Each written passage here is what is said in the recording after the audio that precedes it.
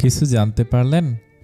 দোলা একটু চিন্তিত হয়ে বলে, এখানে তো দুটো বেবির কথাই উল্লেখ আছে, অথচ কেউ ইচ্ছে করে লেখাটাকে কেটে একটা বেবি লিখে দিয়েছে।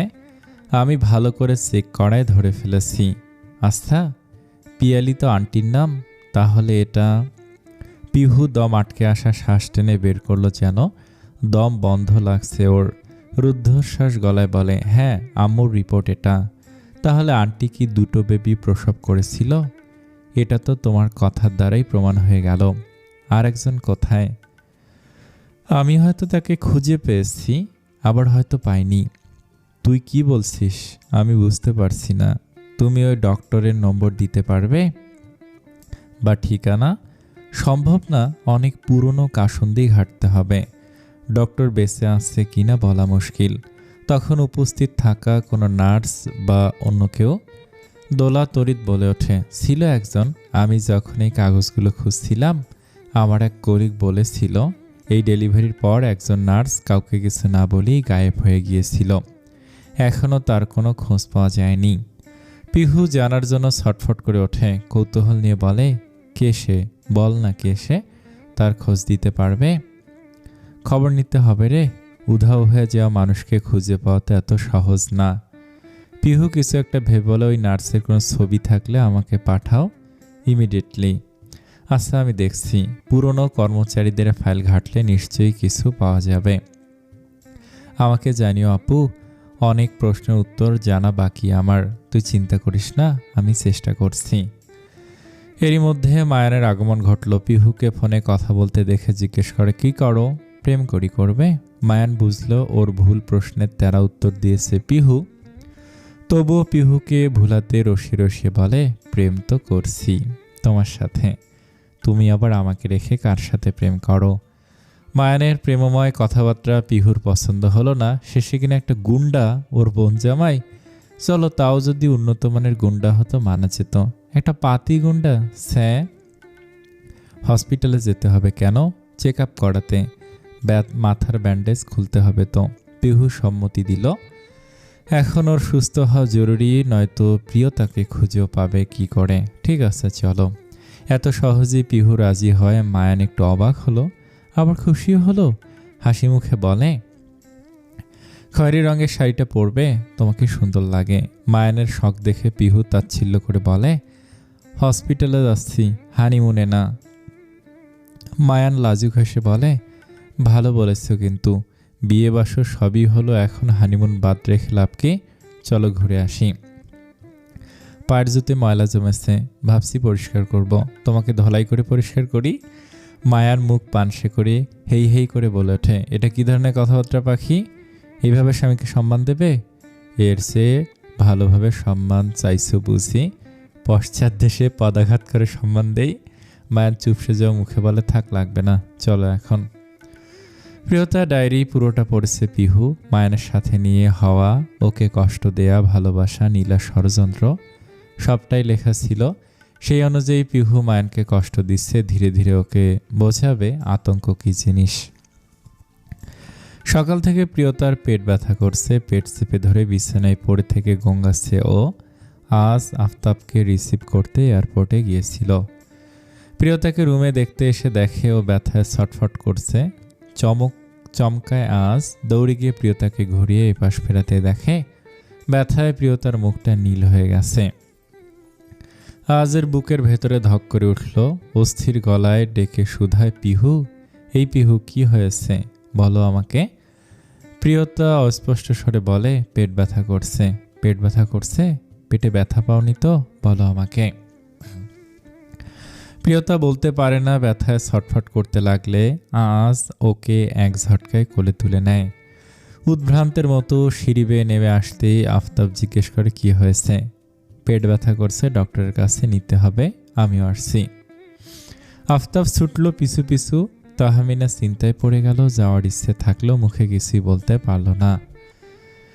তাসমিন বাড়িতে নেই। সকাল সকাল কোথাও বেরিয়েছে। তাহমিনা পুরো বাড়িতে একা। প্রিয়তার চিন্তায় ছটফট করতে লাগলো। মিনু দেখলো ওনাকে, সরল গলা জিজ্ঞেস করলো, ভাবির সাথে কেন গেলেন না ম্যাডাম? এই যে এখন চিন্তা করছেন। তাহমিনা লুকাতে চায়, কণ্ঠে রূঢ়তা নিয়ে এসে ঝাড়ি মেরে বলে, কই চিন্তা করছি, তুই নিজের কাজে মন দে, যা, আমাকে দেখতে বলেছ থেকে।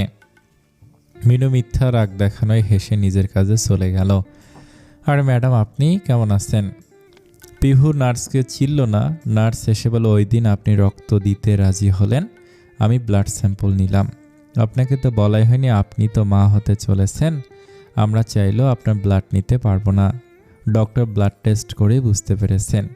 ওই দিনই আপনাকে বলতে চেয়েছিলাম, তার আগেই তো আপনি চলে গেলেন। পিহু এবার অবাকের চরম সীমায় পৌঁছে গেল। প্রিয়তা প্রেগন্যান্ট ভাবতেই মাথা ঘুরতে লাগলো ওর। চারিদিক ঝাপসা হয়ে আসছে। এরপর দু চোখে অন্ধকার নেমে আসলো। জ্ঞান হারিয়ে ফ্লোরে লুটিয়ে পড়ল। নার্সটাও ভয় পেয়ে গেল।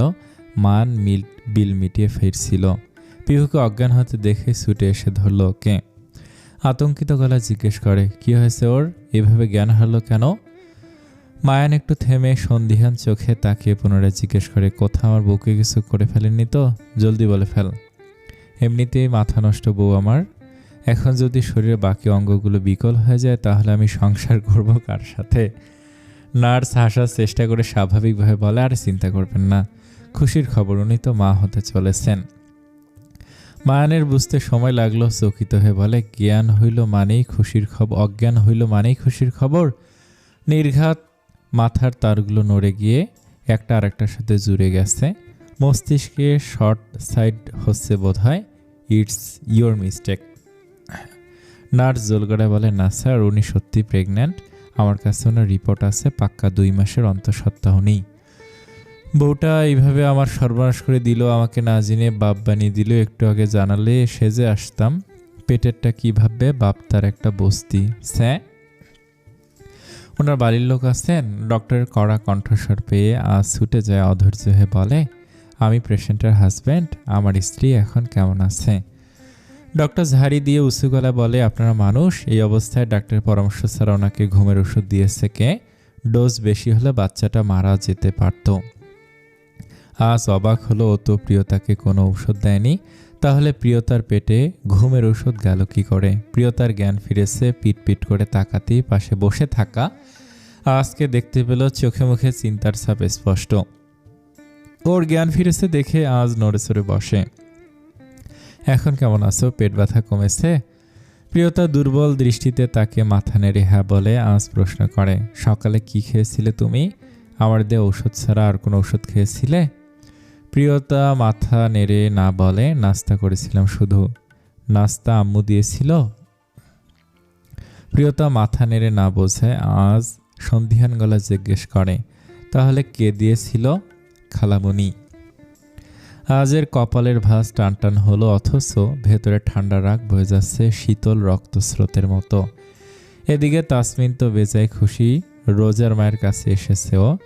ইচ্ছে করে প্রিয়তার খাবারে ঘুমের ওষুধ মিশিয়েছে। ডাক্তারের পরামর্শ ছাড়া এই সময় যে কোনো ওষুধই প্রিয়তার জন্য বিষ, এটা উনি জানতেন, কিন্তু কতটুকু পরিমাণ খাওয়াতে হবে সেটা বুঝতে পারেননি।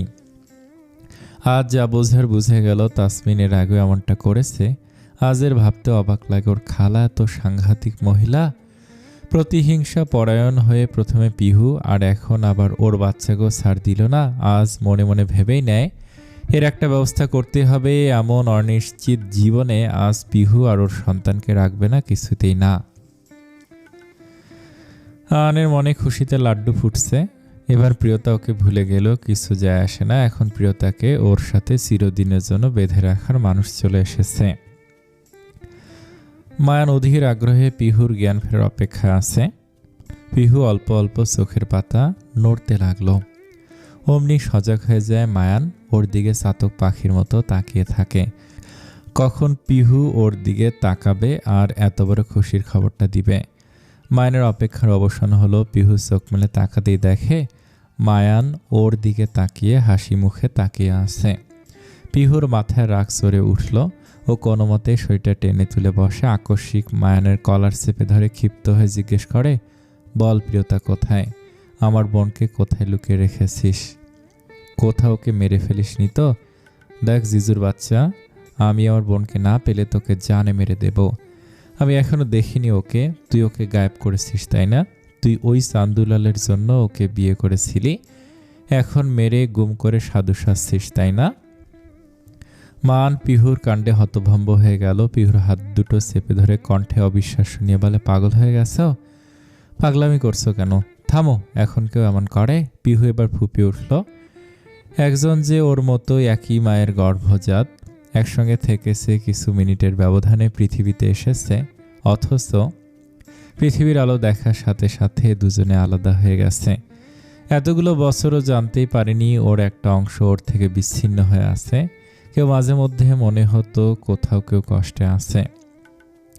যখন বিনা কারণে অসুস্থ হতো, বৃষ্টিতে না ভিজেও জ্বর চলে আসতো, দুঃস্বপ্ন দেখতো, মনে হতো কোথাও কেউ আছে। টুইনদের মধ্যে নাকি অদৃশ্য বন্ডিং থাকে। পিহু অনুভব করেছে সেসব, অথচ আজ যখন তার খোঁজ পেল, তাকে একবার দেখতে বা ছুঁতেও পারল না। এর চেয়ে দুঃখের বিষয় আর কি হতে পারে? যে পিহুর কান্না দেখার সৌভাগ্য আজেরও হয়নি, মায়ান সেই কান্নার সাক্ষী হলো। ভেঙে পড়া পিহুকে দুহাতে আগলে নিল পরম যত্নে, অথচ একবারের জন্য মনে হলো না এটা প্রিয়তা, এ যেন অন্য কেউ। পিহু জানে প্রিয়তা মায়ানকে ঠিক কতটা ভালোবেসে ফেলেছে। আবেগের বশে মুখে যা এসেছে শুনিয়ে দিয়েছে, কিন্তু সত্যি কি প্রিয়তার গায়েব হওয়ার পেছনে মায়ান আছে? এখন কেমন আছো মা? আফতাব আদুরে হাতটা প্রিয়তার মাথায় রাখে।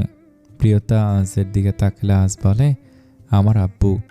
আফতাব অবাক হলো না, গাড়িতে আসার পথে সবটা শুনেছেন উনি।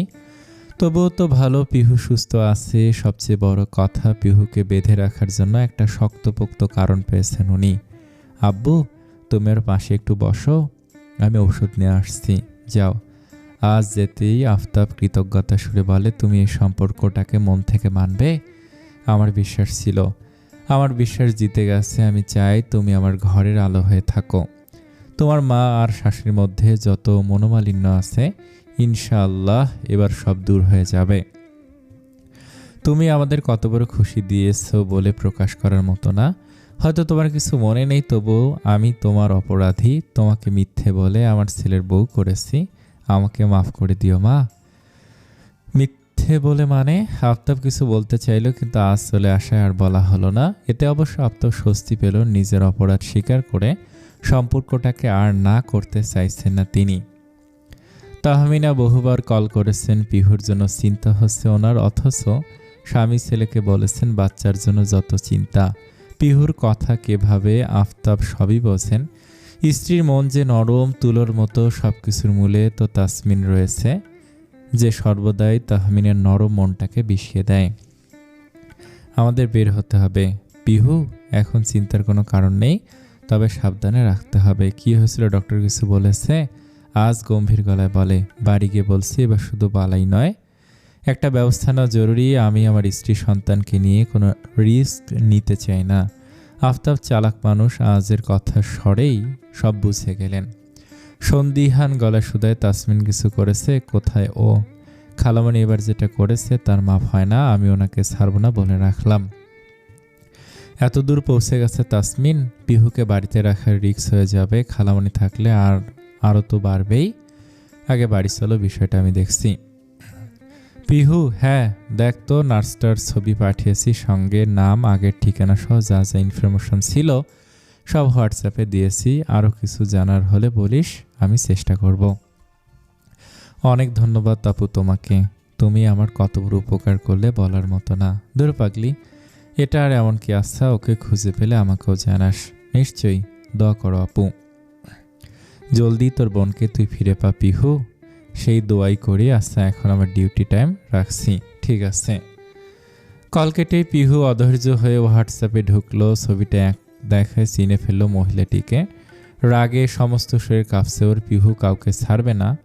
ওর মাকে সন্তানহারা করার জন্য, ওকে বোনহারা করার জন্য যে যে দায়ী সবাইকে শাস্তি দেবে।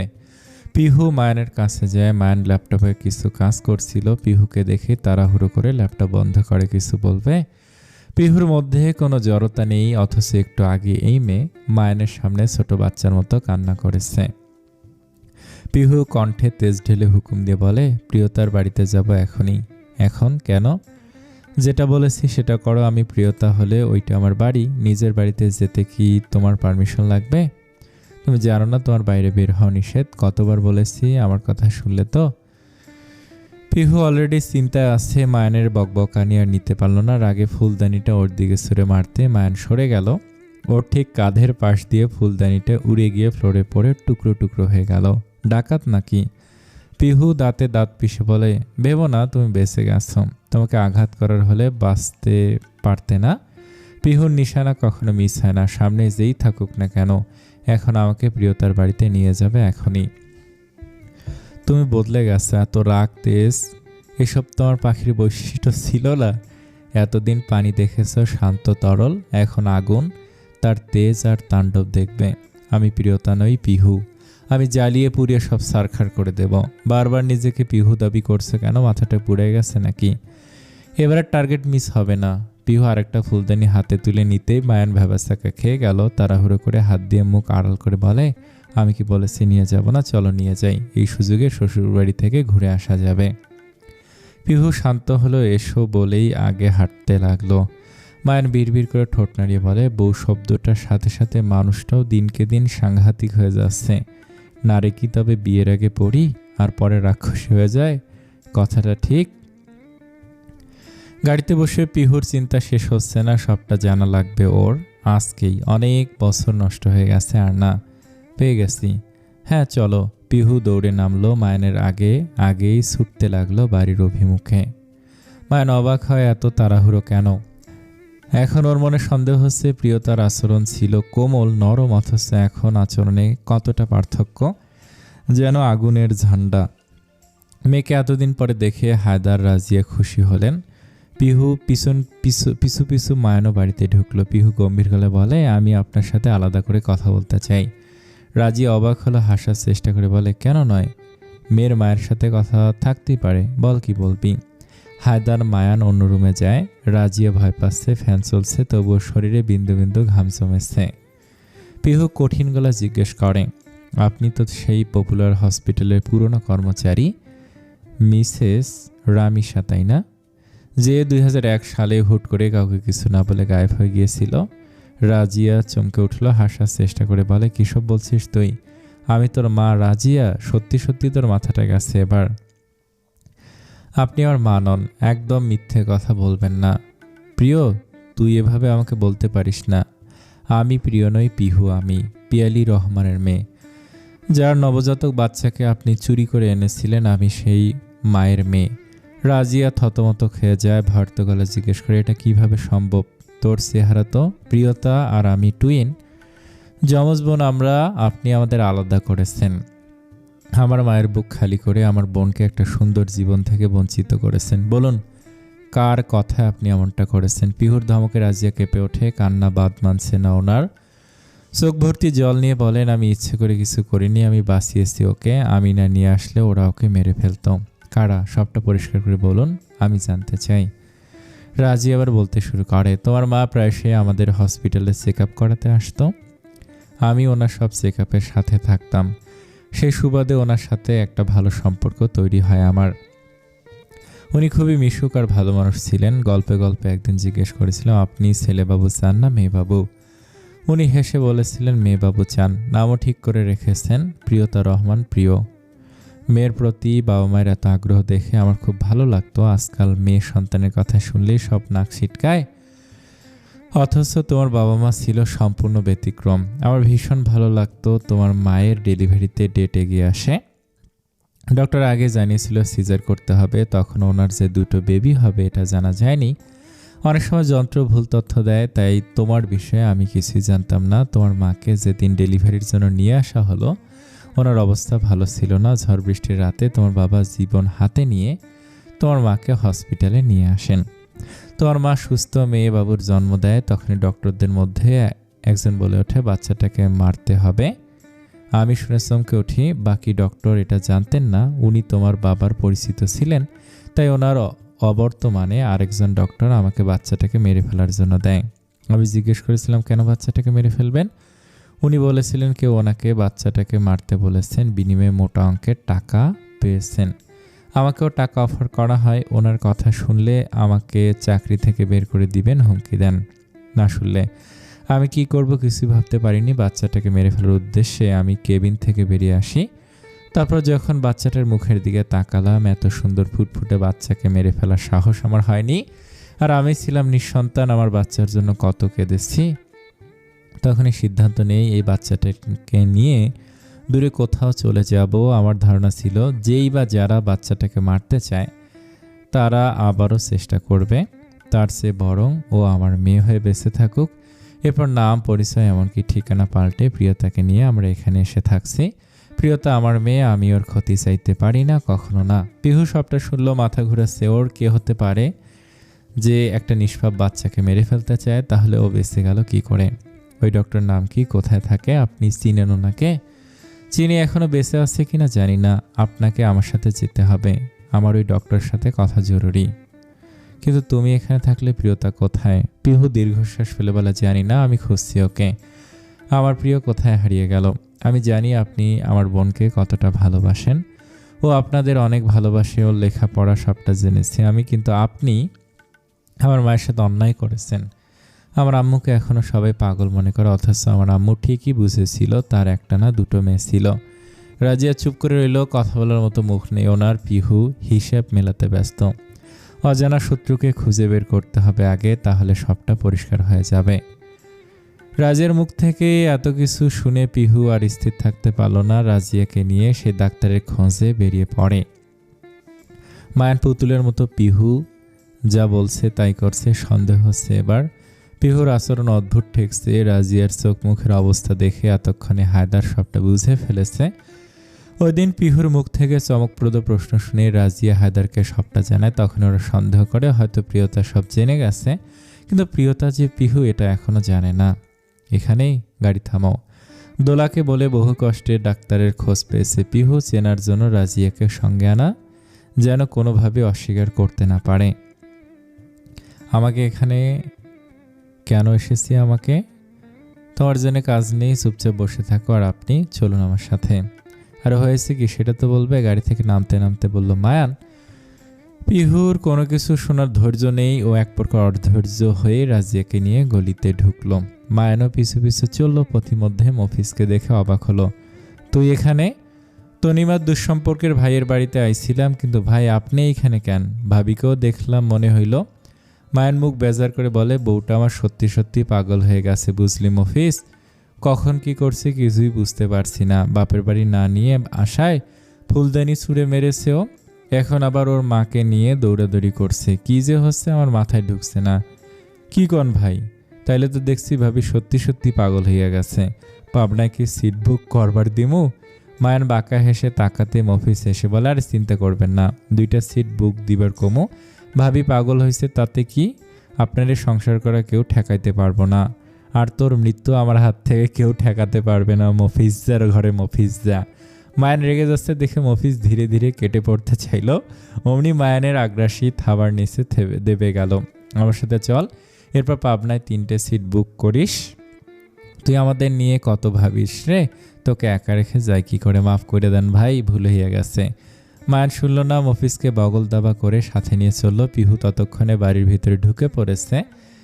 একটা ষাটোর্ধ্ব প্রবীণ ঘর থেকে বের হতেই পিহুদের দেখে প্রশ্ন করে, কি চাই? পিহু রাজিয়ার দিকে তাকালে রাজিয়া মাথা নেড়ে হ্যাঁ বলে। পিহু সঙ্গে সঙ্গে সোফায় বসে পড়ে। আপনার সাথে দেখা করতে আসলাম। যাক, এখনো মরেননি? মফিজ পিহুর কথায় হতবাক। মায়ানের কানে কানে বলে, আপনি সত্যি কইছিলেন ভাই, ভাবির মাথা ঠিক নাই। না হইলে কি কারো বাড়িতে এসে জিগায় এখনো মরেন নাই? চুপ কর শালা। প্রবীণা রাগ করলো, কিন্তু রাজিয়ার দিকে তাকিয়ে কিছুটা ভড়কে যায়। বহু বছর পর দুজনে দেখা হলো। আমাকে চিনতে পেরেছেন ডক্টর রুমি?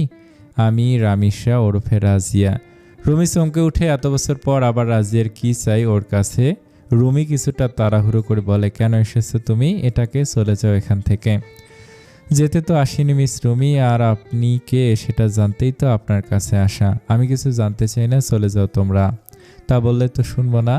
আমি পিয়ালির মেয়ে। পিয়ালিকে নিশ্চয়ই মনে আছে, যার প্রথম সন্তানকে আপনি মেরে ফেলার আদেশ দিয়েছিলেন রাজিয়াকে। রুমি চমকে ওঠে। বৃদ্ধ মুখে ভয়ের ছাপ স্পষ্ট বোঝা যাচ্ছে। পিহু ধীর পায়ে এগিয়ে গিয়ে রুমির সামনে দাঁড়ায়। কণ্ঠে ঝাঁজ ঢেলে জিজ্ঞেস করে, কার কথায় আমার মায়ের সাথে এত বড় অন্যায় করেছিলেন বলুন? রুমি ভয় পেয়ে সরে যেতে চাইল। পিহু ওনাকে আটকে দিয়ে বলে, দেয়ালে পিঠ ঠেকে গেছে, সেই সাথে একটা পা কবরেও চলে গেছে। আর কত? ঘাটের মরা বুড়ি, তোর মনে হয় আমি এখান থেকে খালি হাতে ফিরে যাওয়ার জন্য এসেছি? দেখ, অনেক সম্মান দিয়েছি। এত সম্মান তো আমার জামাইকেও কখনো দেয়নি। ভালোই ভালোই বলে ফেল, কার কথায় আমার বোনকে মারার জন্য রাজিয়াকে বলেছিলি বল? বলছি। রুমি কেঁপে উঠল, ভর্ত গলায় বলে, আমি কিছু জানি না। পিহু আফসোস করে বলে, আজ তোর মতো একটা লয়াল গার্লফ্রেন্ড নেই জন্য আমি মেয়ে, নয়তো পাক্কা ছেলে হয়ে জন্মাতাম। এখন বলে ফেলতো কে ছিল সে? জানি না আমি। পিহু হুঙ্কার দিয়ে ডেকে ওঠে, এ মফিজ, ভাড়া কত? 30। এদিকে আয়। ভাই। অসহায় মুখে তাকালো মফিজ। মায়ার নিজেও চরম অবাক হয়েছে। প্রিয়তা সবসময় মফিজকে ভাই বলে সম্বোধন করেছে, আর আজকে হঠাৎ এমন ডাকে দুজনেই অবাকের চরম সীমায়। পিহু রাগী চোখে তাকালো ওর দিকে। মায়ার মফিজকে আস্তে করে ঠেলে এগিয়ে দিয়ে ফিসফিস করে বলে, একটা কথা জানিস তো, কুকুরে কামড়ালে 14টা ইঞ্জেকশন, আর পাগলে কামড়ালে পাগল খেপে যাওয়ার আগে যা ভাই। মফিজ ভয়ে ভয়ে এগিয়ে যেতেই পিহু আদেশ দেয়, ঘাটের মারা বুড়িটাকে সিলিংয়ের সাথে উল্টো ঝুলিয়ে দে। পিহুর কথায় সবাই চমকে ওঠে, ওর দিকে তাকায়। মফিজ থতমত খেয়ে জিজ্ঞেস করে, কি কন ভাবি? যা বলছি কর। সোজা কথায় যখন কাজ হবে না তখন উল্টো ঝুলিয়ে কথা বলি, দেখি কাজ হয় কিনা। রুমে আতঙ্ক গলায় বলে, আমি একজন বৃদ্ধা, আমার সাথে এটা করতে পারো না। এই মুহূর্তে আমার মাথা ঠিক নাই, আমি আমার বোনকে খুঁজে পাচ্ছি না, তার উপর তুই আমার মাথা খাচ্ছিস।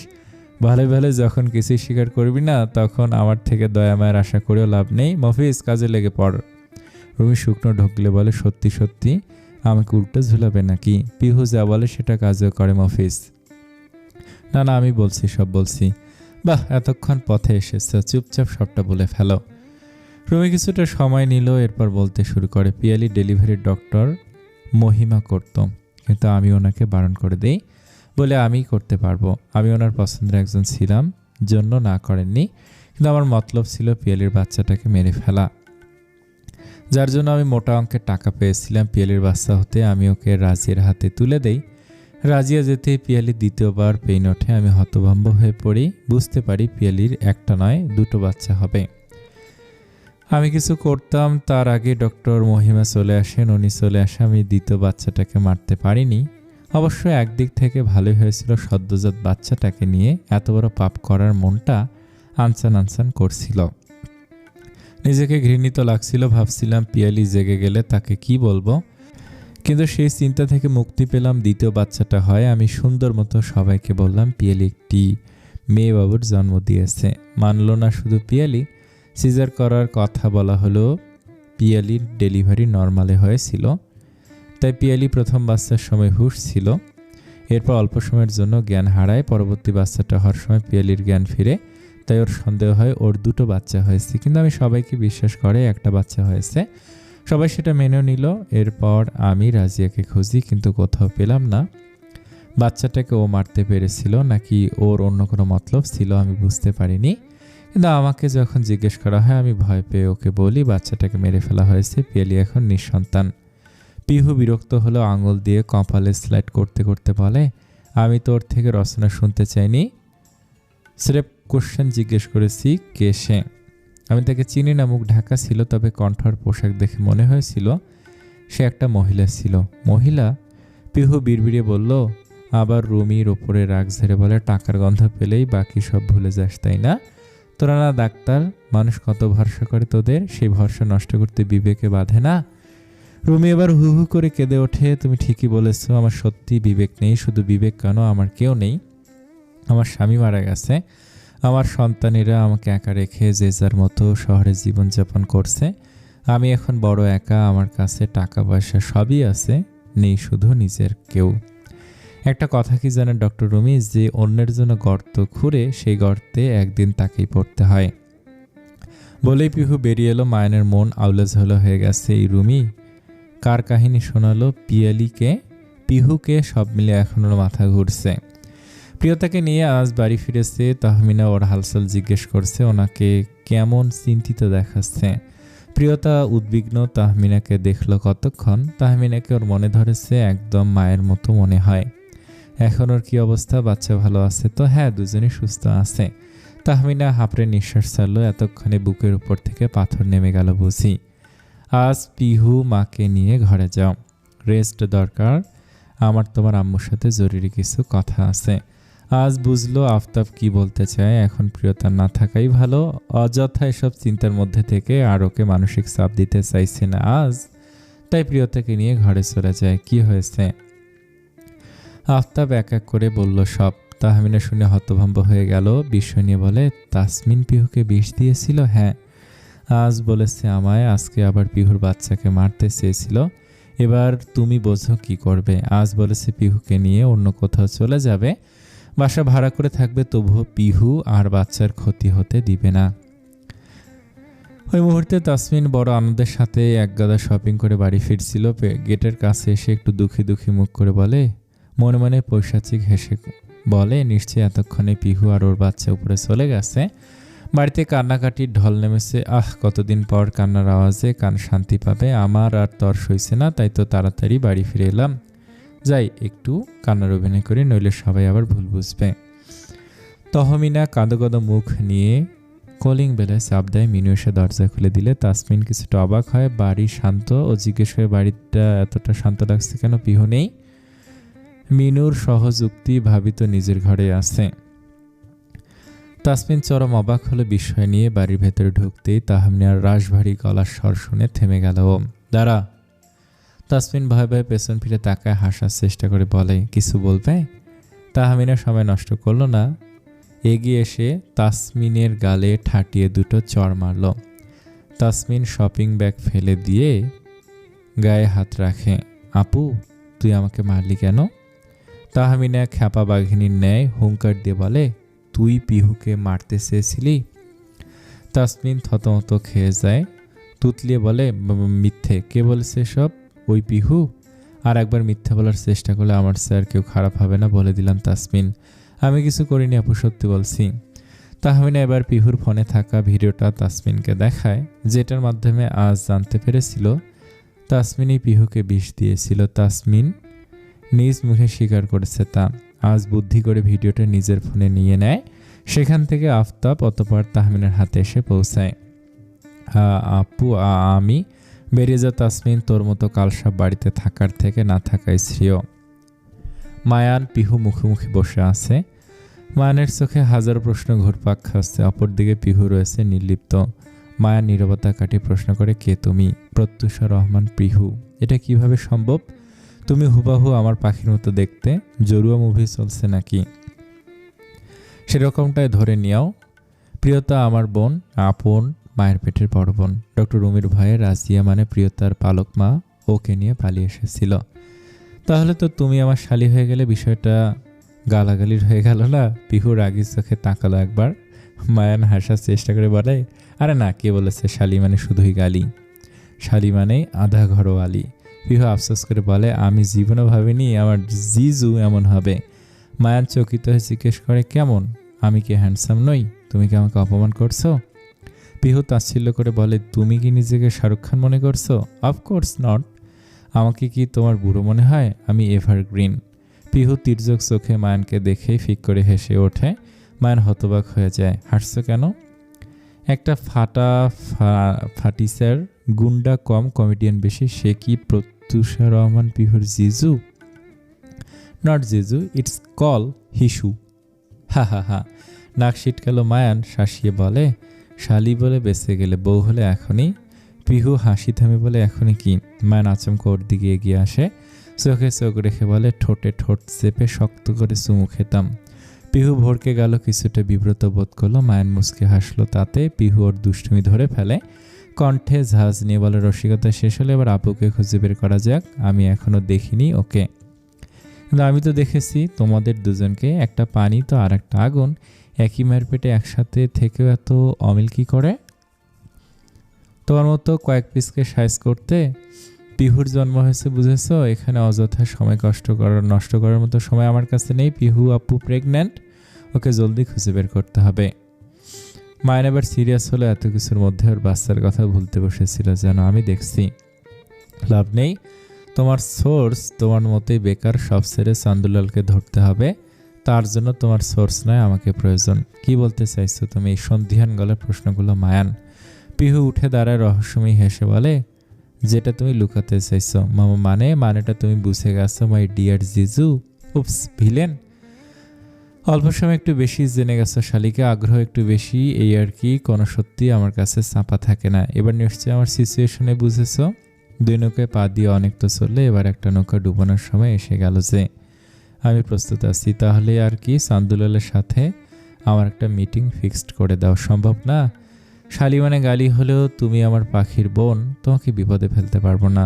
তোর মনে হয় না আমি জলজন্ত একটা বিপদ? হনুমানের লঙ্কা জ্বালিয়ে দেওয়ার ঘটনা জানো না? তবুও আমি পারমিশন দিতে পারবো না। পারমিশন চাচ্ছে কে?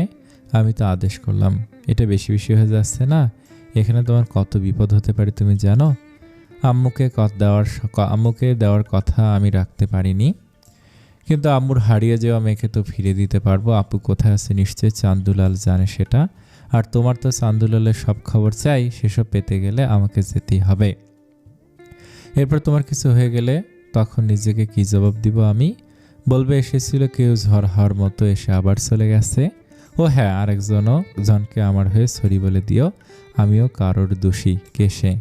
আজ রায়ান। কে হয় তোমার? কেউ না। পিহু দীর্ঘশ্বাস ফেলে বলল কথাটা। মায়ান কিছুটা আন্দাজ করলো। শুরুতে দেখার হওয়ার পর এই আজ রায়ানকেই পিহু স্বামী বলে দাবি করেছিল, অথচ আজ এমন কি হলো যে এমন করে বলছে? তাহমিনা এক এক করে তাসমিনের সব জিনিসপত্র বাইরে বের করে দিচ্ছে। তাহমিনের পা ধরে অনুনয় করে বলে, আপু আমি এখন কোথায় যাব? তুই ছাড়া আর তো আর কেউ নেই। আমাকে এভাবে বাড়ি থেকে তাড়িয়ে দিতে পারবি তুই? আমি কিছুই শুনতে চাই না তাসমিন। তুই যেটা করেছিস সেটা অন্যায়। আর তুই আমার বোন, বাবা মাকে কথা দিয়েছি তোর খেয়াল রাখবো, তাই তোকে বানের জলে ভাসিয়ে তো দিতে পারবো না। আমাদের মিরপুরের বাসাটাই তুই থাকবি, তবু তোর এই জায়গায় হবে না। আমি অত দূরে একা একা কী করে থাকবো বল? আমি কি তোকে ছাড়া কখনো থেকেছি? দেখ আপু, আমি মানছি যা করেছি ভুল করেছি, আমি সব তো তোর জন্যই করেছি। পিয়ালির মেয়েকে আমার সহ্য হয় না। ওর পেটে এই বংশের প্রদীপ কিভাবে আসতে পারে এটা আমি জানতে পারিনি। তাহমিনা অগ্নিদৃষ্টি নিক্ষেপ করে বলে, তাই বলে মেরে ফেলবি? এত অধপতন হয়েছে তোর? মাফ করে দে আপু, আর জীবনেও এ ভুল হবে না। আমি আমার স্বামী সন্তানহারা হতে পারবো না তাসমিন, তার চেয়ে বরং তুই এখান থেকে চলে যা। তাসমিনের অবস্থা বেগতিক দেখে দৌড়ে গিয়ে প্রিয়তার রুমে ঢোকে। প্রিয়তা তখন বসে বসে বই পড়ছিল। সময় কাটানোর জন্য আজই ওকে কিছু বাচ্চাদের বিষয়ের সাথে সম্পর্কিত বই এনে দিয়েছে। তাসমিনের হঠাৎ আগমনে প্রিয়তা চমকে ওঠে। আপনি?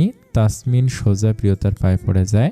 প্রিয়তা হকসকে দূরে সরাতে চাইলে ওর পাটা চেপে ধরে আহাজারি করে বলে, আমাকে বাড়ি ছাড়া করো না পিহু।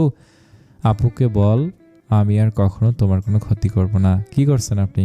পাসারন সি আপনি আমার বড়। আগে আপুকে বলো যেন আমাকে বাড়ি থেকে না তাড়িয়ে দেয়। আমি একা হয়ে যাব, আপু ছাড়া আমার আর কেউ নেই। প্রিয়তার মায়ার শরীর তাসমিনের কুমিরের কান্নায় গলে গেল। ততক্ষণে বাড়ির বাকিরাও আজের রুমে জড়ো হয়েছে। কি হচ্ছে কি তাসমিন? ওর পাছাড়, তোকে বাড়ি থেকে চলে যেতেই হবে। পিহু কিছু বল, আমি যেতে চাই না। এই বৃদ্ধ বয়সে আমি একা থাকবো কি করে? প্রিয়তা কি বললো বুঝতে না পেরে ঋণী বলে, উনি থাকুক না, এই অবস্থায় কোথায় যাবেন? আশ্চর্য গিয়ে বলে, তুমি হয়তো ভুলে গেছো এই মহিলা তোমাকে বিষ দিয়েছিল, একদম মায়া দেখাবে না। তাসমিন আহত চোখে তাকালো আজের দিকে। সেই ছেলে যাকে তাসমিন কোলে পিঠে করে মানুষ করেছে। আজ মুখ ফিরিয়ে নিল। অন্যায়কারী যেই হোক আজের কাছে তার কোনো মাফ নেই। আমার যেহেতু মনে নেই তাই আপনারাও ভুলে যান, আর উনি তো ওনার ভুল বুঝতে পেরেছেন, এবারের মতো ছেড়ে দিন। তাহমিনা মনে মনে খুশি হলো। যত যাই হোক নিজের মায়ের পেটের বোন তো, এভাবে বাড়ি থেকে বের করে দিতে ওনারও কষ্ট হচ্ছিল। আর যেহেতু তাসমিন কথা দিয়েছে আর এসব করবে না, তাহলে সমস্যা কোথায়? থাকুক না। প্রিয়তার কথায় আজ মনক্ষুণ্ণ হলো। আফতাব দীর্ঘশ্বাস ফেলে প্রিয়তার মাথায় হাত বুলিয়ে বলে, একদম মায়ের মতো মন পেয়েছ মা, নিজের খেয়াল রেখো। মায়ান পিহু চান্দুলালের বাড়ির সামনে দাঁড়িয়ে আছে। মায়ান আরও একবার পিহুকে সতর্ক করে বলে, বাঘের গুহায় ঢুকেছ কিন্তু। আবারও বলছি ভেবে দেখো। পিহু গাছার ভাব নিয়ে বলে, ভুল বাক্য। বাঘের গুহায় নয়, চালাক শিয়ালের ঘরে ঢুকেছি আমি। আর বাঘিনী যেখানে যায় শিকারে সফল হয়েই ফেরে। চিন্তা করো না, আপুকে খোঁজার ব্যবস্থা করো। নিজের খেয়াল রেখো, কোনো প্রয়োজন হলে আমাকে কল করো। আর হ্যাঁ, হিডেন ক্যামেরাটা সাবধানে রেখো, কেউ জানতে পারলে সমস্যা হয়ে যাবে। বুঝেছি আমি, এবার নিজের কাজে যাও। আমি মফিজকে পাঠিয়ে দেবো, চান্দুলাল ওকে সন্দেহ করবে না, ঠিক আছে? মায়ান পিহুকে এগিয়ে দিয়ে ফিরে আসে। মেয়েটা বড্ড সাহসী। মায়ানের ভয় হলো হয়তো প্রিয়তার বোন দেখেই ভয়টা একটু বেশি হচ্ছে। এরপর যখন প্রিয়তা জিজ্ঞেস করবে আমার বোনকে আপনি মৃত্যুর দিকে ঠেলে দিলেন মায়ান, তখন মায়ান কি জবাব দিবে?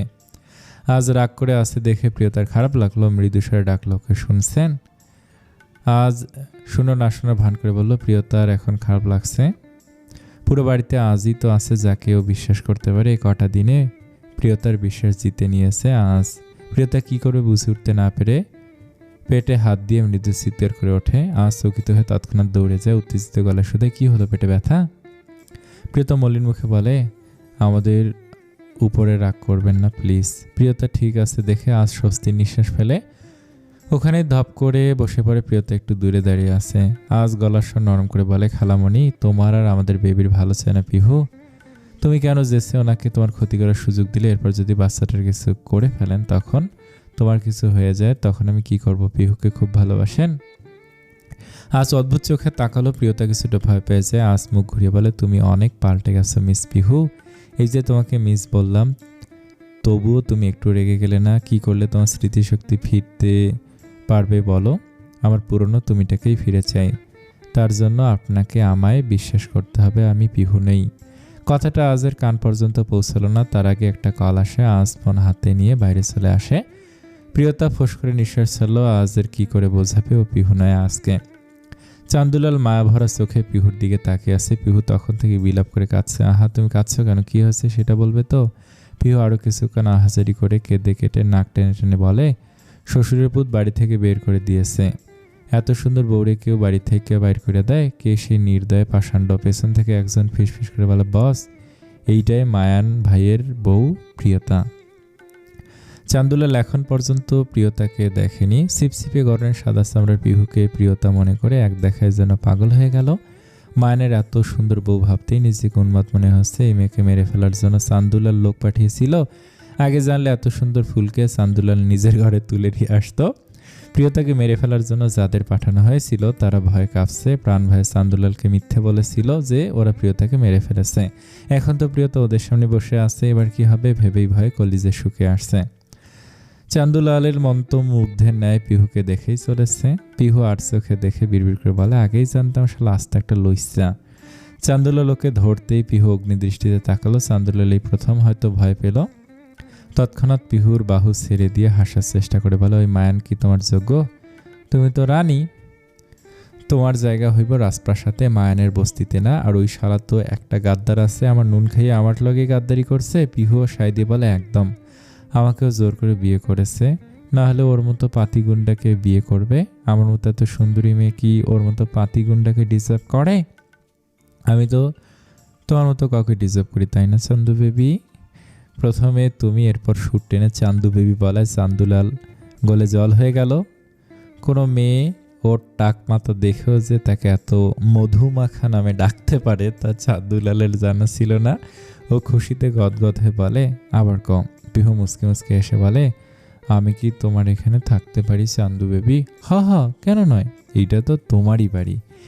এই কে কোথায় আসিস এই সুন্দরীর থাকার জন্য? সেটা ঘরখানা গুছিয়ে দে।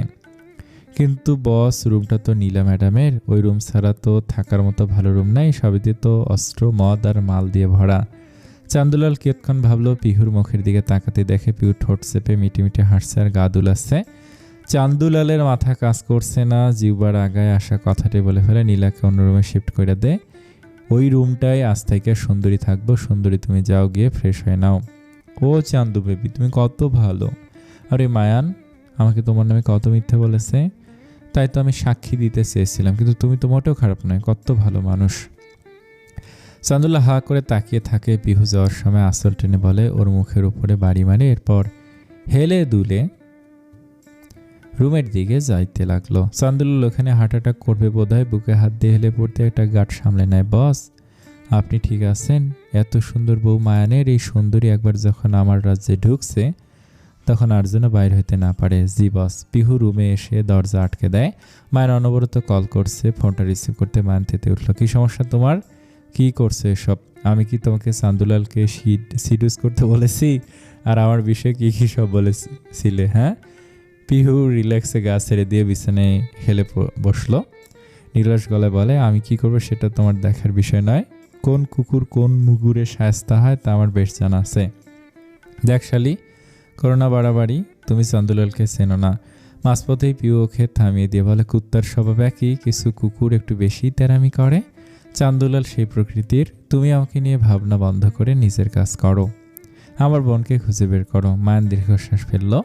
এই মেয়েকে যতটা সোজা মনে করেছিল ততটা সোজা নয়।